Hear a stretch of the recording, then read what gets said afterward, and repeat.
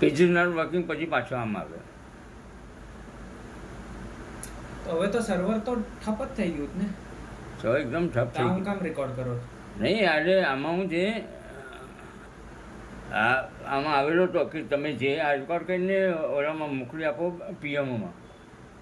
અને પીએમમાં આજે ત્રણ મોકલી આપેલા 800. તો હું જે એ લોકોને ખબર પડે કે કેટલી તકલીફ છે અમને. તમારો સર્વર કામ નથી કરતો તો શું કરીએ?